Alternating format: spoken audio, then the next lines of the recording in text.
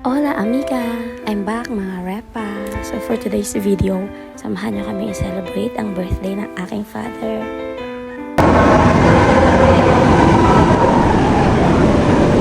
Para maiba naman, naisipan kong i-celebrate yung birthday ng tatay ko sa ibang planeta. Huy, ano yun? Usually pag birthday celebration, sa planet na Earth lang talaga kami. Pero ngayon parang gusto ko sa planet Namek naman.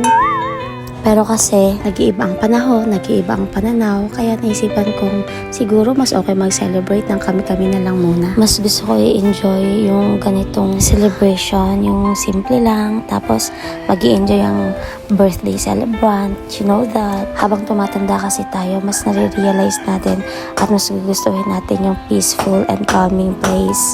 Pagpasensya nyo na yung mga pukpok na naririnig ninyo at yung mga tilaok ng manok. Ayan na nga at malapit na kami sa destination namin. So from planet Earth to planet Namek, ilang oras din kaming bumiyahe. Nag-shuttle nga pala kami, tapos after nun spaceship naman. Huy, ang OA mo B!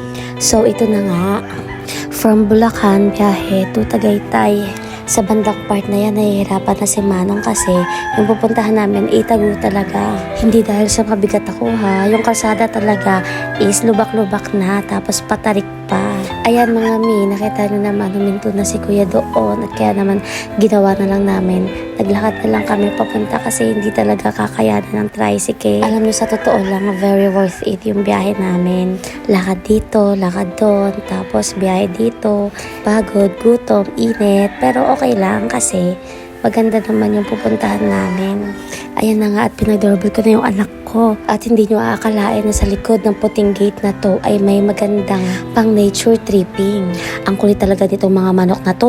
Kakatayin ko na to, gagawin ko na tong tinola eh. Pero joke lang, Kuya Jerson. Hindi ko gagalawin yung manok mo. Pahingi na lang. Andito na kami sa Camp Hiraya. Hola amiga! Hola amiga, amigo! Ay, ito yung ano. Wow! Saan tayo ma? Siyempre mga may diretso muna kami sa receiving area para makapag-check-in. Pero siyempre hanggang dito na lang muna. Bibitinin ko muna kayo. See you sa part 2. It's your Momshi, Mimi Shi.